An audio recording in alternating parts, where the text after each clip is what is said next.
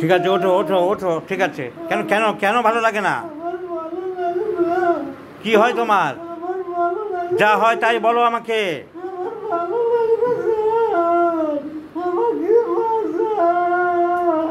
কি হয় কি তোমার? কি হয় সেটা বলো। কি হয়, কেন হয়, কি অশান্তি, কি অশান্তি হয়? ওঠো ওঠো ওঠো, উঠে আমাকে গুছিয়ে বলো। কেন ভালো লাগে না? আমার ভালো লাগে না। কেন কেন ভালো লাগে না? আমি বলতে পারবো না, আমার একটু ভালো লাগে না। এক মিনিটের জন্য ভালো লাগে না স্যার, একটু ভালো লাগে না। কতদিন ধরে ভালো লাগছে না? আমার ভালো লাগে না স্যার, আমার আমার আমার একটু ভালো লাগে না।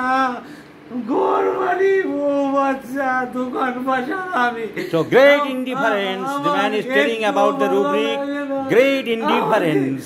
আমাকে বাঁচান স্যার, আমাকে বাঁচান। আমি একটু ভালো লাগে, আমার একটু ভালো লাগে না, একটু ভালো লাগে না।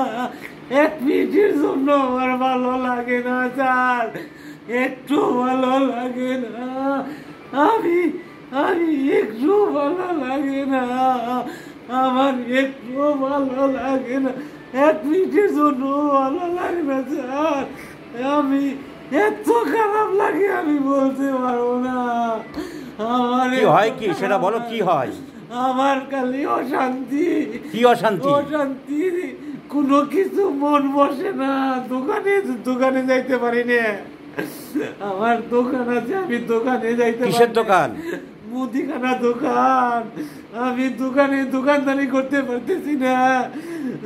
বুকটা ফাইটা যাচ্ছে, আমার বুকটা ফাইটা যাচ্ছে স্যার, আমার বুকটা খুব ফাইটা যাচ্ছে।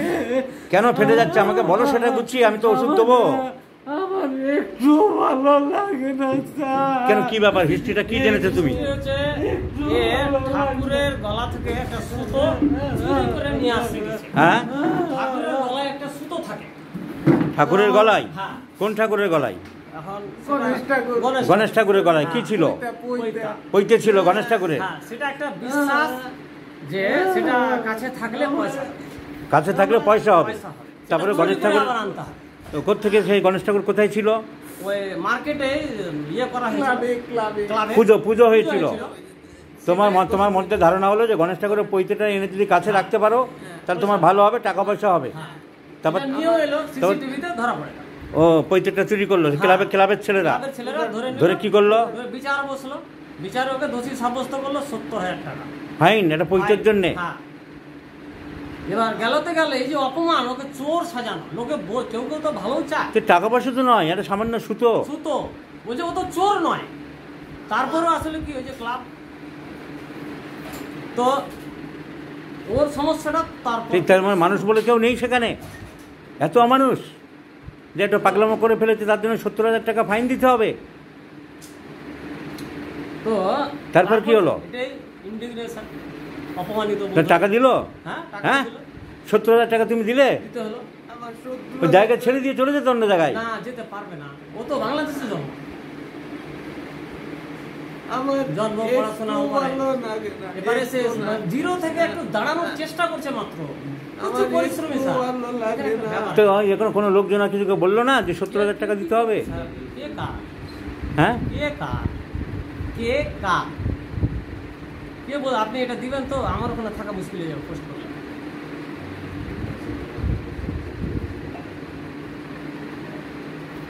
একমাত্র কারণ ইন্ডিগনেশন।